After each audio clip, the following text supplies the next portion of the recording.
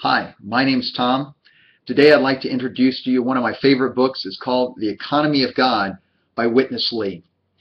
This book is a real Christian classic, and it presents to us a wonderful view of the Christian life, and especially our experience of the Christian life.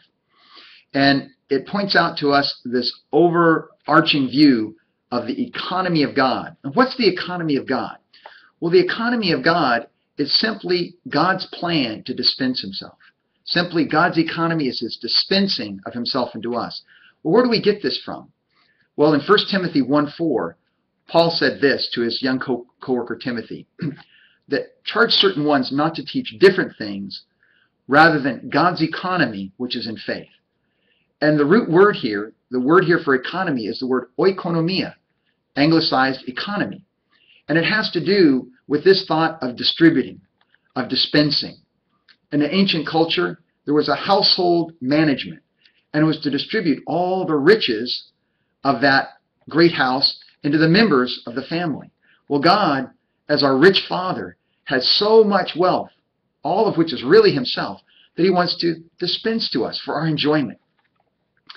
Well, in the second chapter, the first chapter introduces this economy. The second chapter points out to us the all-sufficient Spirit as a dose.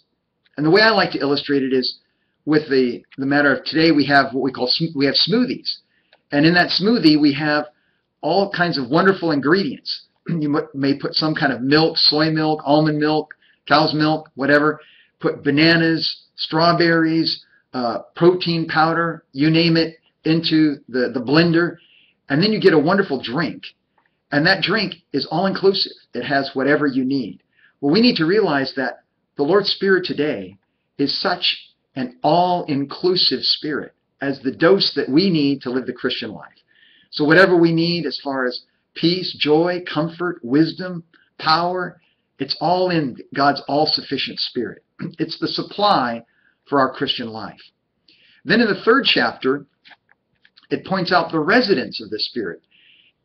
Where do we go to get the supply?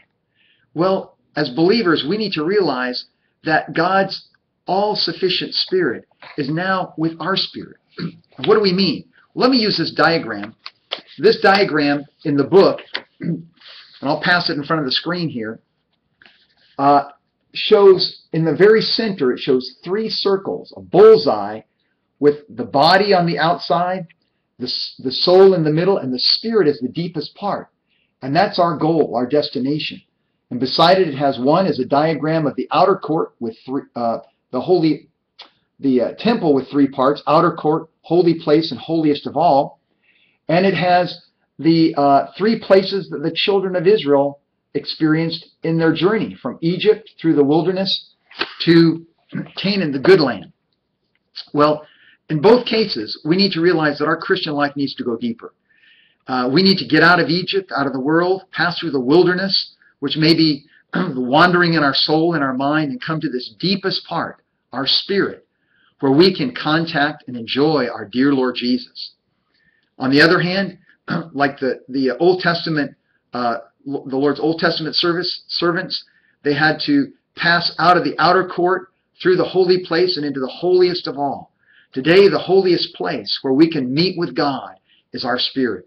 So in 2 Timothy 4:22, Paul said, "The Lord be with your spirit, grace be with you."